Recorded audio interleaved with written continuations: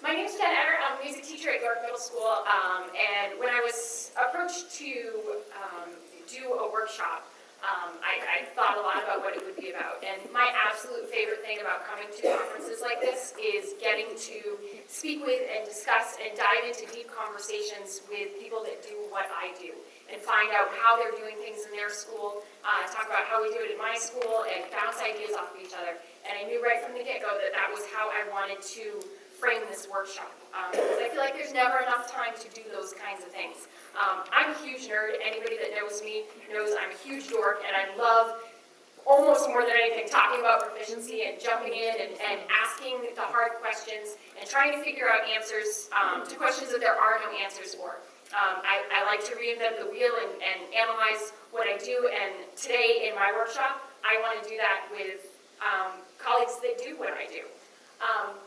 We're going to talk a little bit in the beginning about proficiency-based and how the state is switching to a model that traditionally was more content-centered and now is becoming more student-centered. And what does that mean within the large ensemble? How do we do that within the large ensemble? Everybody in this room just about knows what it's like when you have a caseload of students that isn't the typical, 20 students in front of you in a math classroom. You have hundreds and hundreds of students that you work with. So how does that look different for us as arts educators? And how do we meet the needs of every student on a student-centered basis when we have so many? So that's one idea that we're just going to kind of bounce around. We're going to talk about 3 ideas, basically.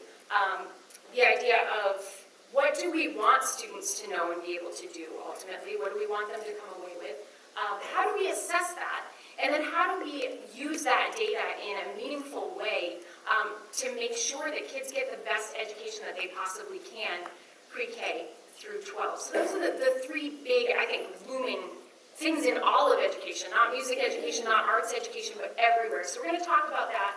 We're going to spend some time talking about, as a group, how we assess what we teach.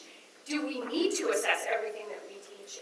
And if not, what is that magic number? How much should we be assessing in order to get a really, really nice continuum pre-K to 12? I'm curious to bounce ideas around about data collection, how we as educators manage this data that we collect from assessments with hundreds of students. What do we have for models that are being used around the state? Is it working? What's not working? And feed off of each other as far as ideas for managing that data. And what do we do with that data once it's collected? I know personally as an educator, a lot of times I have tons of assessment data that the kids leave, and then it's like, okay, what do I do with this? How do we streamline it? How do we pass it from school building to school building within our district in a meaningful way? And the bottom line is, how do we use it effectively in order to maximize student learning? Because it's all about the kids when when push comes to shove. What technologies are we using in music specifically to manage our assessments? There are a lot of different avenues being used across the state as far as how we collect data in the performing arts and particularly in music. So what are we using that works really well? And what are the hiccups? And problem solve with each other what we can do to overcome that.